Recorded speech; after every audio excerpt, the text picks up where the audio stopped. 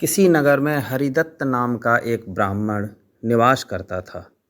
उसकी खेती साधारण ही थी, अतः अधिकांश समय वह खाली ही रहता था। एक बार ग्रीष्म ऋतु में वह इसी प्रकार अपने खेत पर पेड़ की ठंडी छाया में लेटा हुआ था।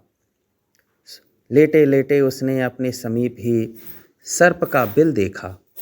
उस पर सर्प फन फैलाए बैठा हुआ था।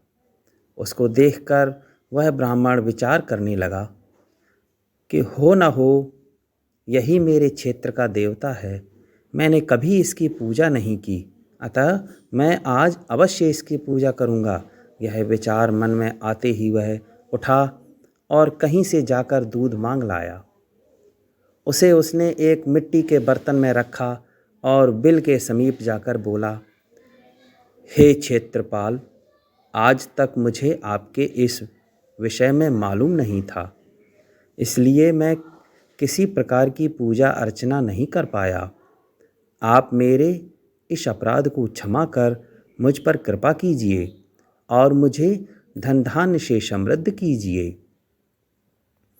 इस प्रकार प्रार्थना करके उसने उस दूध को वहीं पर रख दिया और फिर अपने घर को लौट गया। दूसरे दिन प्रातःकाल जब वह अपने खेत पर आया तो सर्वप्रथम उसी स्थान पर गया। वहाँ उसने देखा कि जिस बर्तन में उसने दूध रखा था उसमें एक स्वर्ण मुद्रा रखी हुई है।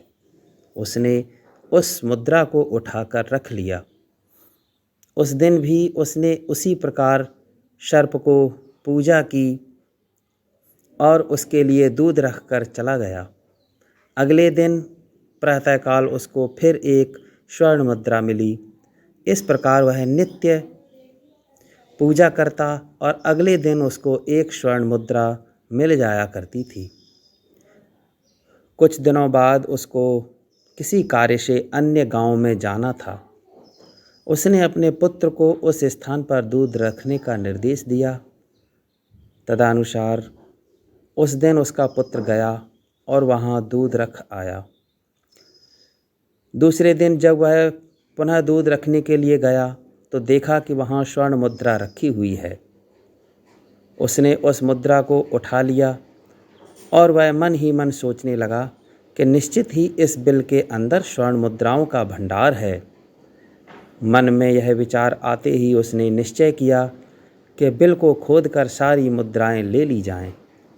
सर्प का भय था, किंतु जब दूध पीने के लिए सर्प बाहर निकला तो उसके सिर पर लाठी का प्रहार किया।